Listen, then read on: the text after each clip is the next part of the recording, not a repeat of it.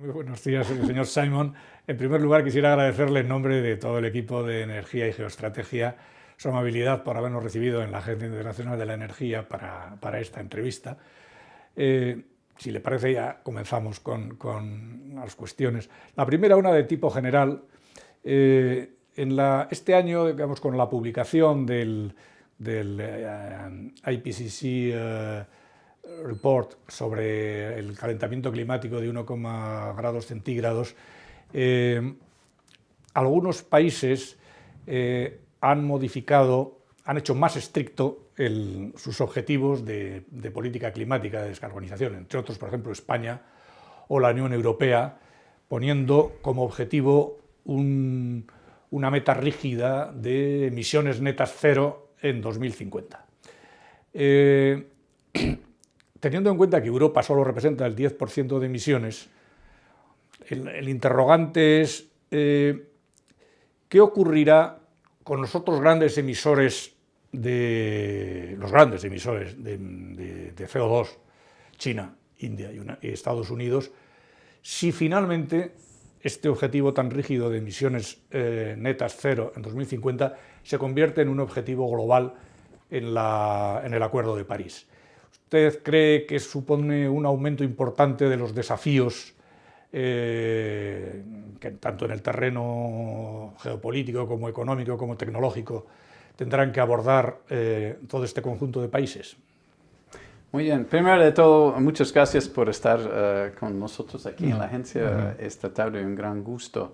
Creo que has apuntado un tema muy importante y clave para todo, digamos, el mundo, que es cómo vamos a actuar de forma conjunta para lograr los objetivos del Acuerdo de París.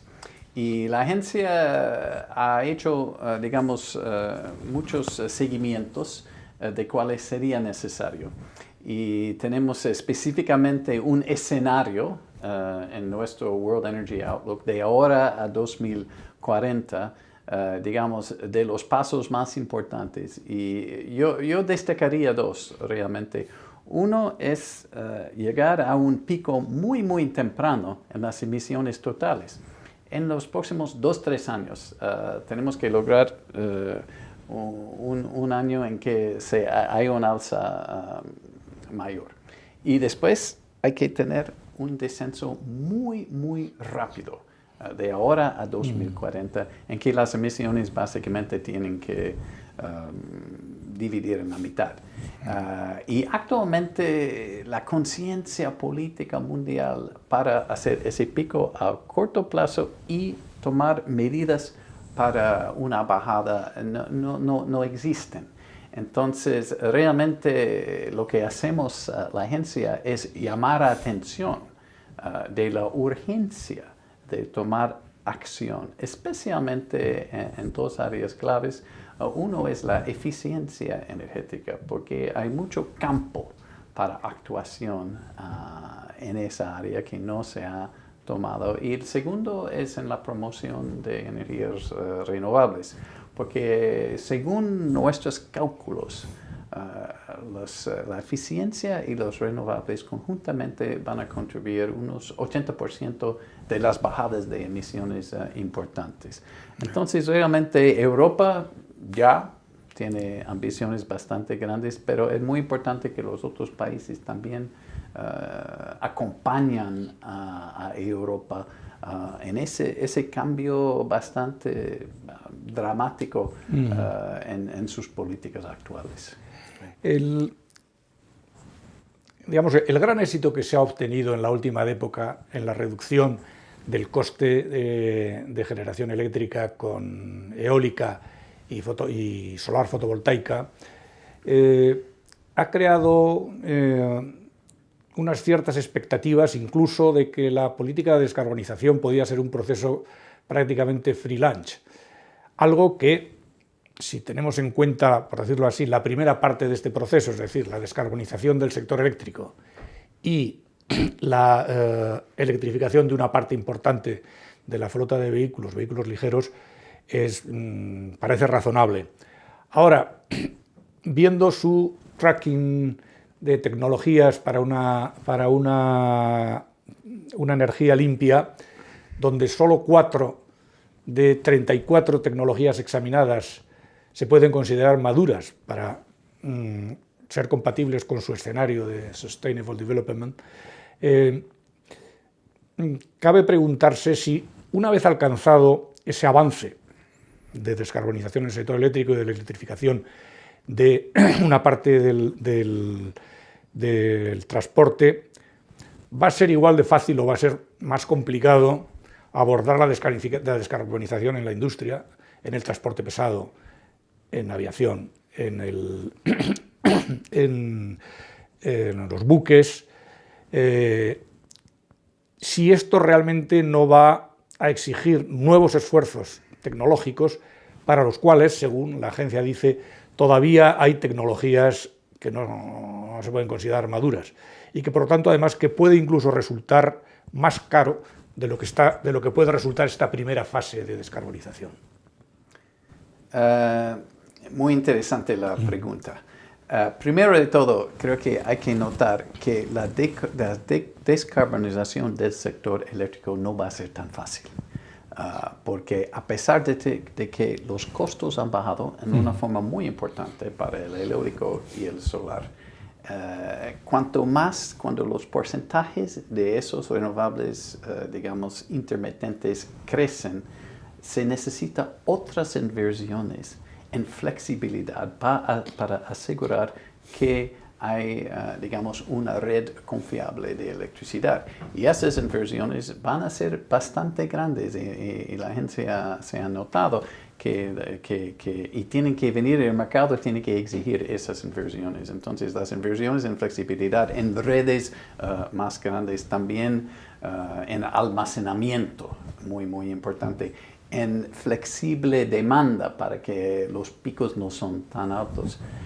Son muy importantes esas inversiones. Y si esas inversiones no llegan puntualmente con el crecimiento de los renovables, entonces va a haber también problemas en el sector eléctrico. Entonces, el manejo de la descarbonización del sector eléctrico ya es un desafío muy grande, y ese es el desafío, honestamente, en que la gente está poniendo mucho énfasis ahora, porque hay países que, digamos, ahora están en 20% renovables intermitentes y quieren ir a 60-70% para el año 2030-2040. Entonces, ese proceso es muy importante, y también el proceso de asegurar que, digamos, los utilities, las empresas eléctricas, están ganando suficiente dinero en el proceso de vender la electricidad, a pesar de que a veces, digamos, los costos variables son muy bajos. Entonces, eso ya, primero de todo, es un gran desafío. Otro gran desafío es la incorporación de los vehículos eléctricos que usted menciona. Nosotros en el escenario de desarrollo sostenible estamos esperando casi 900 millones de vehículos eléctricos para el 2040, pero eso asume también que el sector eléctrico mismo está descarbonizando de una forma bastante rápida, y esos vehículos eléctricos también van a necesitar otros servicios, otra infraestructura, por ejemplo, de recharging, y eso es muy importante. Y también digamos, los impuestos para mantener las carreteras hay que mantener, a pesar de que los impuestos no se reciben por medio de, digamos, de la gasolina. Entonces, hay muchísimos desafíos muy grandes a nivel social solo para llegar a una descarbonización del sector eléctrico y una porción más grande, digamos, de vehículos eléctricos. Además de eso, has notado que los otros sectores para descarbonización son bastante más complicados. Y en ciertas áreas, actualmente los costos no son tan bajos en que se puede avanzar, al no ser que hay un impuesto de carbono bastante más alto de lo que no existe hoy. También nosotros somos bastante insistentes en que se va a necesitar una inversión muy grande en lo que se llama Carbon Capture and Storage, CCS, no sé cómo se dice en español. Sí, captura y confinamiento de carbono. Eso. Y sin esas inversiones va a ser muy, muy difícil descarbonizar a los otros sectores, especialmente el sector industrial. Además, va a necesitar inversiones en mucho biocombustible, digamos, para descarbonizar sectores como aviación. Y en eso también la tecnología no se ha llegado a un punto hasta ahora en que económicamente tiene sentido. Entonces se necesita mucho más desarrollo, mucho más R&D expenditure, digamos, esa clase de inversiones, digamos, en investigación y desarrollo, súper importante. Entonces la agencia también está empujando, digamos, motivando aumentos en esas inversiones, digamos, en investigación y desarrollo para bajar los costos de las otras tecnologías, digamos, para llegar a las mismas curvas que existen en solar, fotovoltaico y también eólico. En el sentido del conjunto, digamos, de problemas que tiene que abordar el sector eléctrico en el proceso de descarbonización, me gustaría señalar dos de los que han mencionado. Uno, la tecnología de captura y confinamiento de CO2. ¿Usted cree que acabaremos finalmente por tener la posibilidad de explotación comercial de esta tecnología a un coste razonable? Esa es una pregunta. Y otra, ha mencionado que realmente la tendencia de la generación del sector eléctrico es ir hacia costes variables cada vez más bajos y, por lo tanto, hacia precios medios cada vez más bajos en el mercado mayorista de electricidad. Si pensamos en un sector plenamente descarbonizado en el año 2050 y descarbonizado en su totalidad con renovables, fotovoltaica y fotovoltaica y viento y eólica, perdón, tendremos un sector eléctrico que estará configurado solamente por costes fijos, prácticamente. Eso quiere decir que tendremos un animal completamente distinto desde el punto de vista regulatorio, una cosa más parecida a las telecomunicaciones y a las tecnologías de la información que al actual sector eléctrico. Y el mercado al por mayor tenderá a ser, usted ha mencionado que será necesario tener cada vez más ingresos que retribuyan la flexibilidad o lo que en inglés suele decir la adequacy, para garantizar la fiabilidad del sistema. ¿Eso no supone un cambio radical de paradigma en el marco regulatorio en relación, al menos al vigente en Europa, que tiene mucho que ver con el Energy Only Market y una focalización excesiva en el mercado mayorista de energía y no en los mercados que serán de creciente importancia, como son el mercado de capacidad o el mercado de flexibilidad, además, por supuesto, de las redes? Sí, bueno, primero de todo, en la cuestión sobre los costos del CCUS, sí, del Carbon Capture and Storage, creemos que sí, los costos han bajado bastante, pero todavía necesitan algún apoyo en cuanto a un precio de carbono.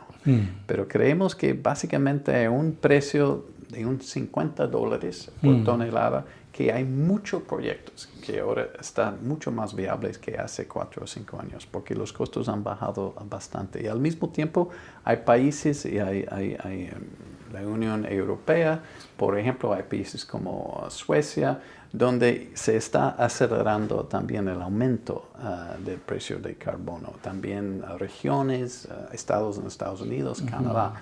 Entonces, creemos que hay muchas áreas del mundo ahora que están llegando a un punto en que esos proyectos sean viables. Estados Unidos ahora tiene un crédito de impuestos de $50 a tonelada para motivar esa clase de proyecto. Y se nota que hay mucho más interés por parte del sector privado hoy que hace 5 años.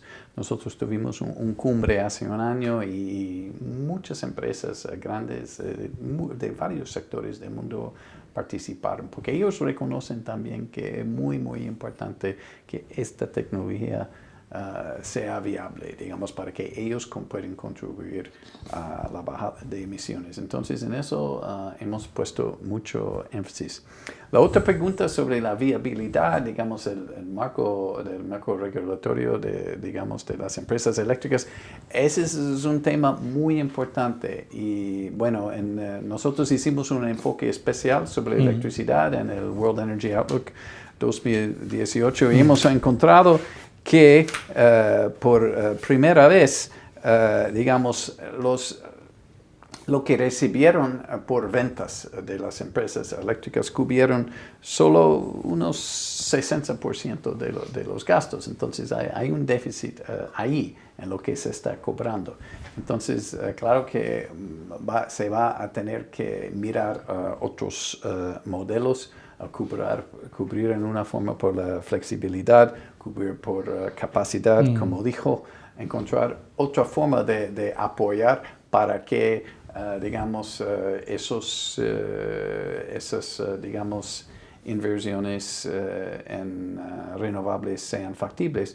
Pero nosotros tampoco descontamos una participación bastante grande todavía del sector nuclear en la matriz eléctrica en muchos países, los países que lo desean para mantener una cierta estabilidad. Y también no descartamos una participación de, digamos, de energía fósil acompañado por el secuestro de carbono.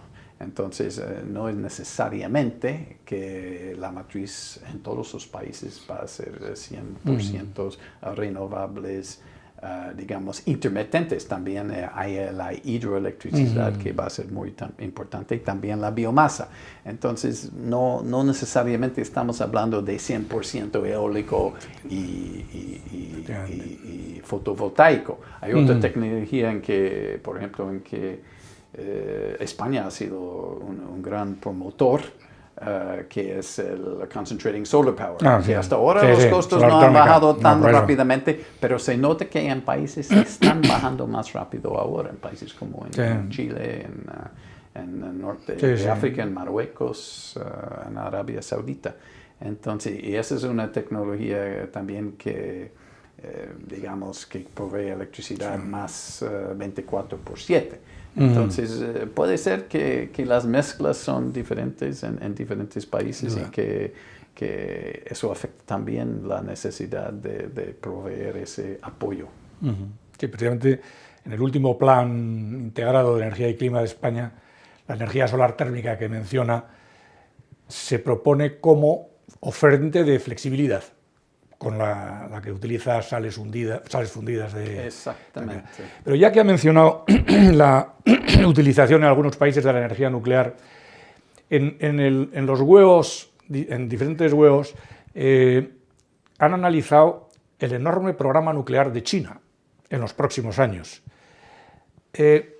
lo cual implica que, dado que ya China está construyendo reactores con un costes medios, según los datos de la IEA y la NEA, mucho más bajos que en Europa y que en Estados Unidos, y sus avances en tecnologías como las baterías, bueno, todo lo que tiene que ver con el coche eléctrico, con los paneles solares, etc., la posibilidad de que China se convierta en un líder en pocas décadas en el terreno de las tecnologías descarbonizadas, ¿no cree usted que puede cambiar los equilibrios geoestratégicos en lo que se refiere a la dominancia energética internacional? A medida que se reducen el peso de los combustibles fósiles y aumenta las tecnologías descarbonizadas, ya sea renovables o nuclear, y China se convierte en un auténtico campeón en esas tecnologías. Eso implica, no tanto pensando en Estados Unidos, porque por ejemplo en Estados Unidos la intervención del doctor Birol en el hearing del US Committee, he visto que expresa un apoyo al desarrollo en Estados Unidos de la tecnología nuclear, no solo de la nueva, sino a la extensión de la vida de los antiguos reactores. Pero Europa está claramente reduciendo su presencia en el terreno nuclear. Prácticamente reducida a Francia, que tiene tecnología nuclear, y al Reino Unido, que no tiene tecnología nuclear, pero tiene, por decirlo así, armamento nuclear. ¿No puede suponer una cierta debilidad estratégica en unas tecnologías, como son las tecnologías descarbonizadas, que van de alguna manera a suponer el quicio de lo que va a ser el nuevo reparto tecnológico dentro de unas décadas en el mundo? Bueno, claro que, como menciona, China está muy interesado, digamos, en hacer inversiones en muchas diferentes tecnologías de punta. Pero para China eso es importante también porque si no hacen esas inversiones, sus importaciones, tanto de gas natural como de petróleo, van a ir aumentando en una forma bastante extraordinaria. Y según nuestros análisis, China va a ser el primer importador de petróleo y de gas natural en los próximos 25 años. Y el hemisferio occidental va a ser un exportador neto de esos dos productos. Entonces, va a haber un bastante gran cambio geopolítico en lo que tiene que ver con el comercio digamos, de energía en el mundo. Con el Medio Oriente exportando bastante, con el hemisferio occidental exportando, Europa un poco cayendo porque sus necesidades van a ir decreciendo, pero Asia incrementando sus importaciones de todo.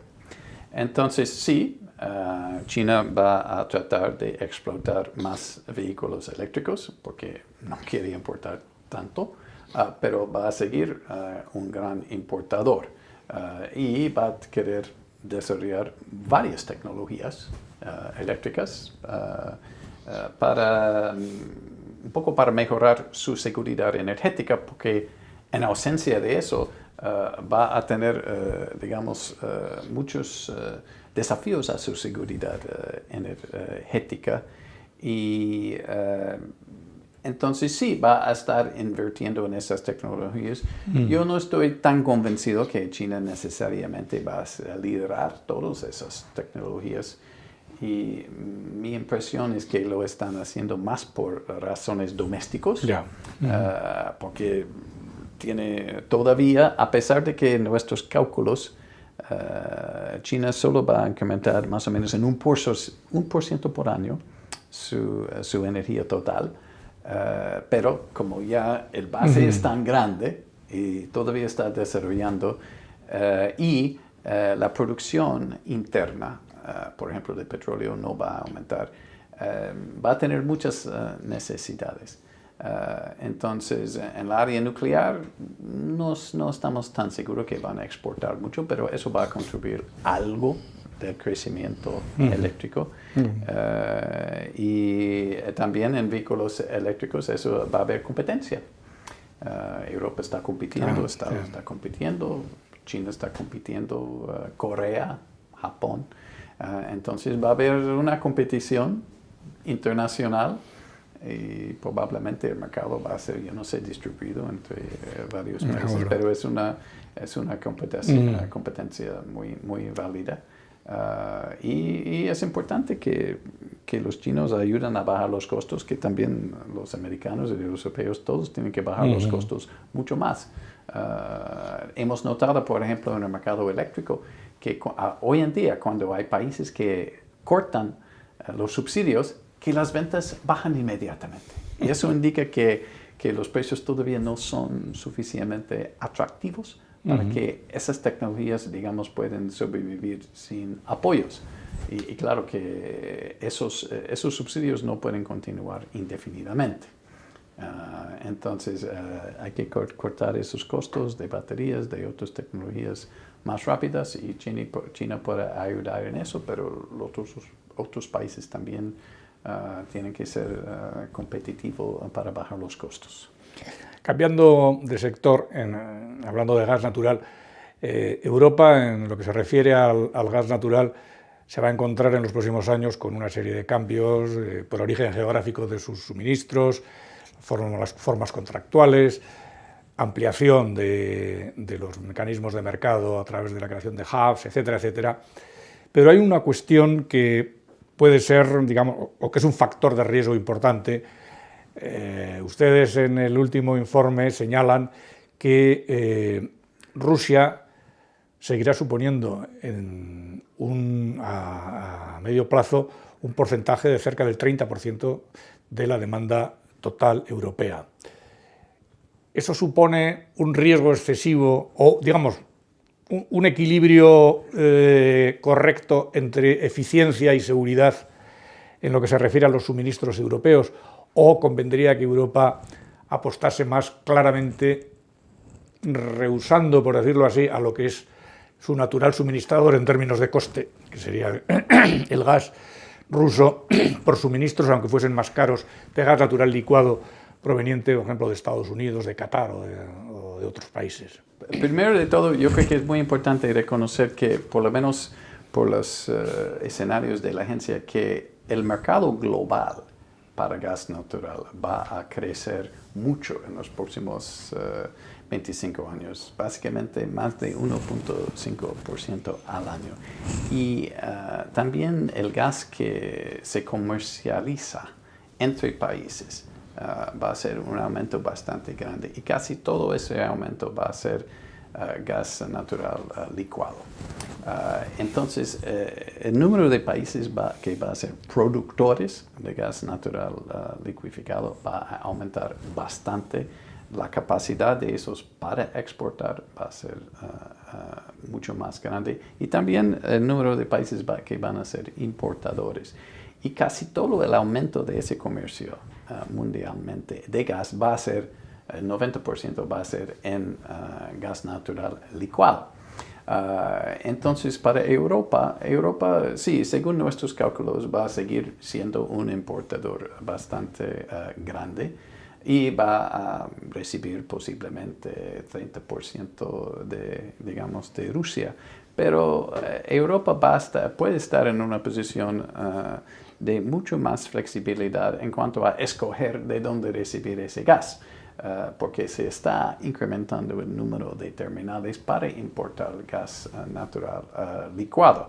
Entonces, esa posibilidad de competencia ya crea mucha seguridad energética para Europa, porque tiene la opción de comprar de muchos diferentes sectores, y también eso tiene un impacto sobre los precios. Entonces, el hecho de que ese tiene esa 30% de dependencia, yo no creo que es muy complicado, porque tiene la opción también de comprar desde el norte de África, de Mozambique, de Estados Unidos, de Australia, de Qatar, mucho GNL. Y hay esa posibilidad, y eso también tranquiliza el mercado. También de Noruega hay muchas posibilidades. Entonces nosotros no vemos, mucho en cuanto a riesgo para la seguridad energética, porque el mundo de gas global está cambiando. Perfecto. Pasando al mundo del petróleo, algunos expertos vienen señalando, con el desarrollo de la producción de shale oil en Estados Unidos, que en estos momentos tenemos dos swing producers potenciales. Uno, el tradicional de Arabia Saudí, con su exceso de capacidad ociosa, pero con su condicionamiento político y su centralización, y otro, el que se ha creado con el mundo del shale oil en Estados Unidos, descentralizado, no condicionado políticamente, sino respondiendo a las señales de mercado, pero que ambos pueden jugar como reguladores del mercado en un determinado momento, bien sea compitiendo o, como parece que igual sucede a partir de ahora, de forma complementaria. ¿Qué piensa usted de este juego de dos tipos de potenciales swing producers en el mercado del petróleo? Bueno, primero de todo, es muy claro que, digamos, el incremento de shale en Estados Unidos realmente ha cambiado la perspectiva global del petróleo. Y realmente el hecho de que Estados Unidos dentro de un año va a ser un exportador neto de petróleo es algo realmente que no se podía haber imaginado hace 10 años, hace 20 20 años, 30 años. Entonces, geopolíticamente, eso crea un cambio fundamental en el mercado petrolero. Y yo creo que hasta ahora no sabemos exactamente cómo eso va a cambiar las cosas. Hemos tenido experiencias interesantes en los últimos 3-4 años en que había aumentos muy grandes en el shale y luego cuando el precio bajó, una bajada bastante abrupta y ahora otra vez aumento bastante grande. También los precios, digamos, de break-even, digamos, el precio en que pueden ser, digamos, rentable el shale, se ha ido bajando, que también es tema muy importante. Pero además, en todo el mundo, las tecnologías están avanzando y el break-even cost para, digamos, también el offshore oil está bajando también. Y eso crea competencia también para los países de OPEP. Del Medio Oriente, que siempre han tenido costos muy bajos, pero ahora tiene más competencia. Entonces, tenemos que ver cómo funciona esa dinámica, pero la diferencia es que, bueno, posiblemente en OPEP pueden tener una reunión y decidir cantidades para producir. Estados Unidos no hace eso, no tiene control, digamos, sobre las empresas. Las empresas deciden producir. Y como dice, depende del precio, depende de sus expectativas, depende de la estructura de costos. Entonces, y el OPEP tiene que ahora, antes de tomar sus decisiones, pensar cómo eso va a reaccionar digamos, con Estados Unidos. Entonces, es un tema bastante nuevo. Y hasta ahora se ha notado que hay mucha volatilidad en los últimos años en los precios de petróleo. Los mercados están tratando de decidir cuáles son las tendencias. Entonces, lo que nosotros hemos dicho en la agencia del Dr. Birol es que estamos entrando en un periodo de volatilidad en precios. Continuando un poco con el petróleo, ustedes en el huevo del 2018 advierten que a corto plazo, digamos, el problema con las inversiones en upstream petrolífero no es que existan, digamos, stranded investments, sino más bien el contrario, de que puede ocurrir que las inversiones sean insuficientes para cubrir al menos la demanda hasta 2025. Pero, como ha dicho inicialmente, que luego habrá que bajar de alguna manera o a tener requerimientos más estrictos en materia de, incluso también de demanda de petróleo para cumplir con los objetivos 2050, parece razonable pensar que habrá, independientemente de cuándo sea el pico de demanda, que habrá un proceso de reducción importante de la demanda de petróleo. A largo plazo no podría, esto no tendería a propiciar cambios en el modelo de negocio de las empresas energéticas, por un lado, y por otro lado, cambios de comportamiento de los propios países ricos en petróleo que pueden ver cómo, aunque no tengan inversiones varadas, stranded investments, pueden tener stranded assets, underground. Esto puede suponer un cambio radical en las estrategias de empresas y en las estrategias de los países productores, o eso es algo que habrá que contemplarlo dentro de muy largo plazo. No, yo creo que es un tema importante, pero al mismo tiempo creemos que las empresas ya han hecho algunos cambios y generalmente los periodos, digamos, de inversiones se han cortado entre las decisiones de invertir y cuando vienen las inversiones se ha achicado, no solamente para el shale, que es muy corto, pero también para las otras inversiones. Hay mucho desarrollo tecnológico ahora en todo el upstream.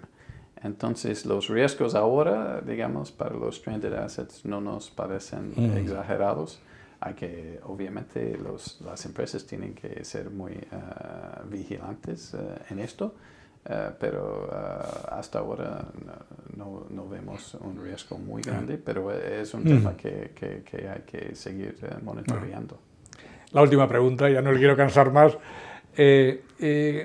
Básicamente hay tres modelos de instrumentos para inducir una política de descarbonización.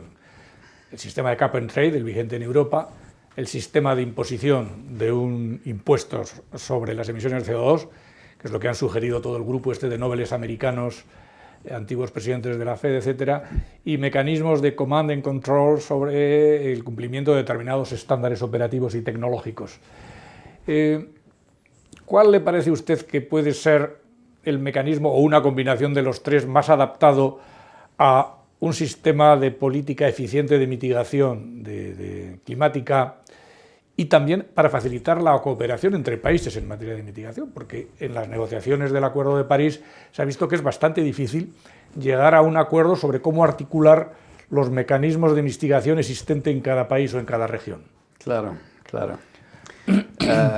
Bueno, obviamente la agencia hace un monitoreo de todos estos procesos en los diferentes países y creemos que la decisión hay que tomar en una forma local, dependiendo de las condiciones locales, el apoyo político local y digamos, también los endowments, digamos. Hay tanta variedad de los sectores energéticos de los varios países desde el punto de partida. Por ejemplo, un país como Noruega tiene 90% de su electricidad ya hidroeléctrica ya descarbonizado. Entonces es un punto de partida muy diferente de un país como Irlanda que tiene, digamos, 50%, 70% en fósiles. Entonces, como los puntos de partida y también las estructuras económicas y las estructuras industrializadas son muy, muy diferentes de un país a otro. Y también en muchos países los sistemas, digamos, si son sistemas regionales, sistemas federales o centralizados son diferentes. Es muy difícil tener una sola paradigma. Entonces, nosotros realmente trabajamos con cada país, especialmente los miembros nuestros, para ver cuál es más conveniente y también que cuadra con sus necesidades políticas internas primeramente.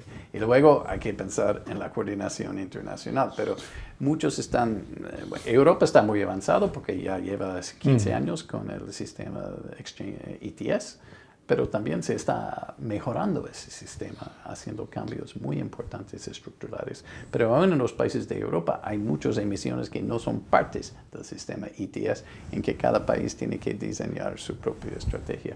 Fuera de Europa se está apenas empezando a hablar sobre eso, pero nosotros estamos acompañando a muchos países, inclusive a países grandes como China, en avisar cuáles son las técnicas que se han usado en otros países, cuáles son, digamos, las experiencias. Entonces, yo creo que es un tema muy importante, un poco, la pregunta es un poco anticipado por la situación de ahora, pero hay que, sí, eventualmente pensar en cómo estos sistemas que son muy divergentes empiezan a, digamos, a coordinar entre ellos.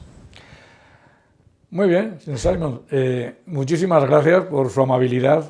Hemos abusado de su tiempo y de su disponibilidad. Otra vez, muchas gracias en nombre de todo el equipo de Economía y Geoestrategia.